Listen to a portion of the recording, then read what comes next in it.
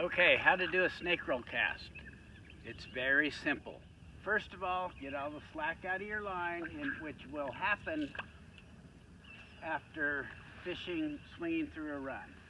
So you have the slack out, and then you slowly draw the numeral 9 up. Okay, just draw that 9 straight downstream like this.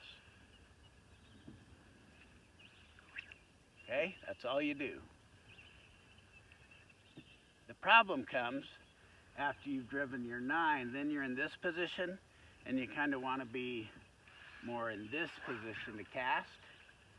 But that's really easily remedied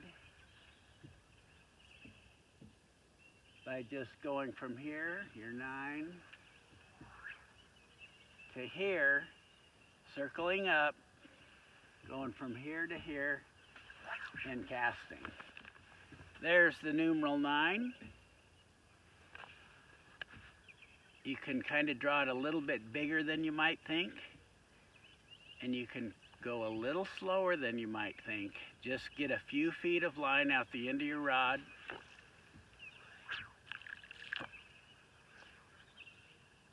And then try it to get used to the idea.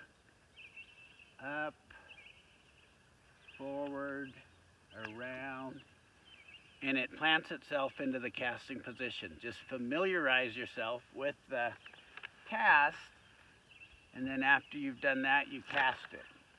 Most people who have done some spey casting have a tendency to do a snap T.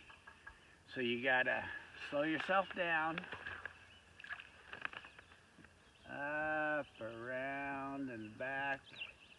That time I didn't do it too fast enough. If your circle is too small, it won't even come out of the water. So it'll barely come out. If it's too big, it'll almost land in your lap.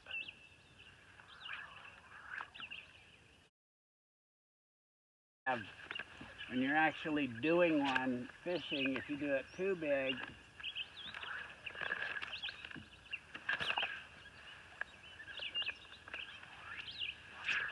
with a longer line, it has a tendency to get ugly. So it's just, you can even start here. You can start up like this if you want, and go forward and back. I'll let out a little more line. The idea is to start with a little line till you get it figured out, and then cast it. Just to give yourself the idea.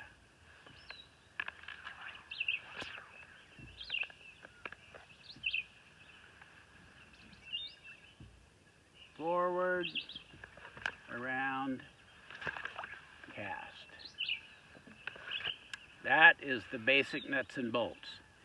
As you're making your 9, you go slow, a little faster up here, and then you can kind of gradually and slowly accelerate through here until you figure out your anchor placement.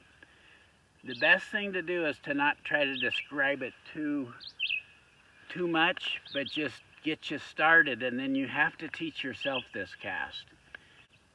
And then when it gets into longer lines, it gets a little more tricky. But if you just start with a short section of line, get the basic idea, and make your 9, make it really smooth. Slow, medium, and a little faster through each leg of the circle, but very smooth. So it's probably slower than you think. Can make your 9 probably bigger than you think, but it has to be really smoother than you might think too, to really get good at it, especially with longer lines. And you can also make it a little more elongated here.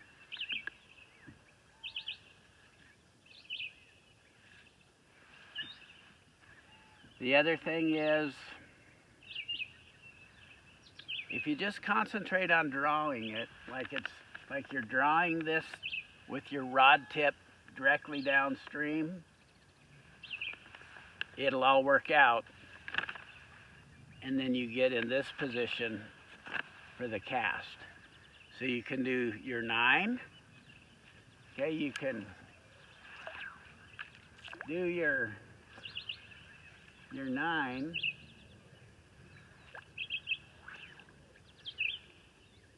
And then after you get your wits about you, then you can cast it. And then when you understand how the cast works, then you can put it all together. That's just with short lines. Remember to use your bottom hand.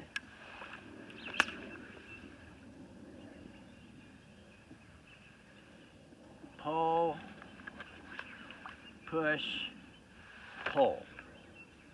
Not because the bottom hand is magic, but because we have a tendency to just use our top hand. So remember to use the bottom hand. Okay.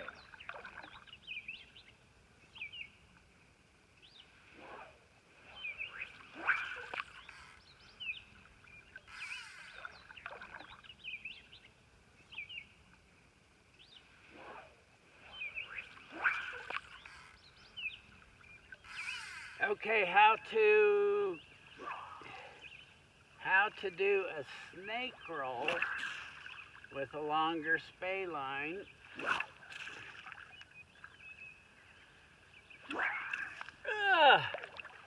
Wow. First, I want to get all the slack out of my line. Downstream. Now this is the lesson I got that I got from Whitney Gold and Bruce Cruck. They took pity on me because it was so bad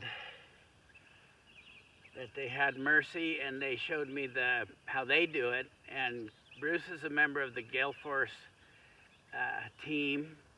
He's a competition caster who has actually cast 180 feet in competition, and Whitney Gould is the Spey-O-Rama women's champion, and she cast 150 feet, which I don't think a woman's ever cast that far at Spey-O-Rama.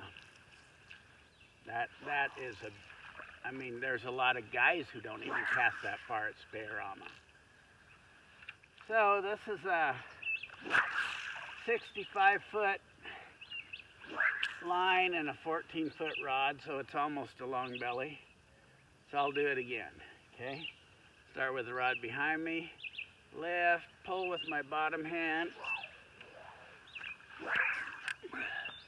That was bad. Okay, here we go again. I'll just do one.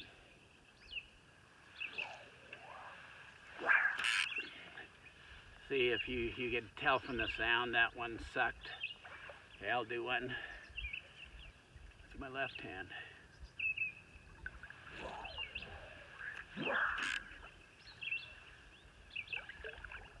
Now with my right.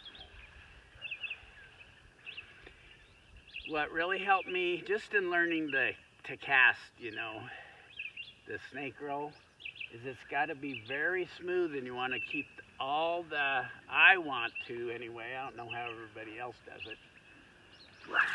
It was only a 15-minute lesson.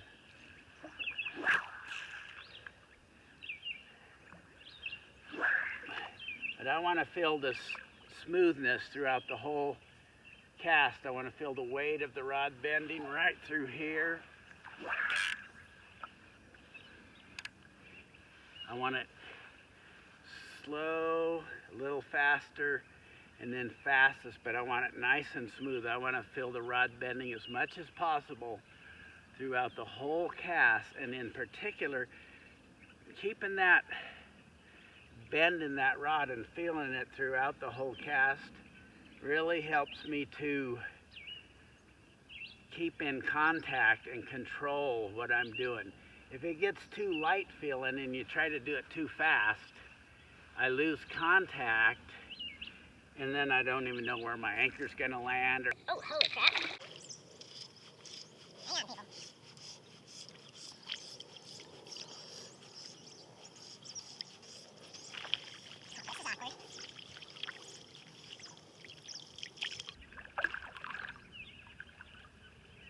Look at this little feller.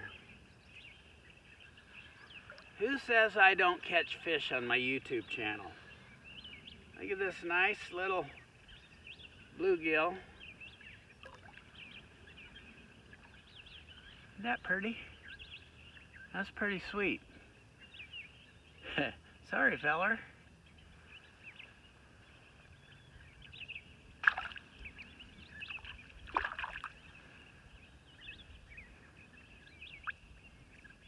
That's funny. I was hoping it was a huge pike. What was I even talking about? Anyway, so behind me, left, pull, push, pull. Try it with the left hand here. Try not to destroy my camera. And so with the longer lines, it always helps me to drift really high. So left,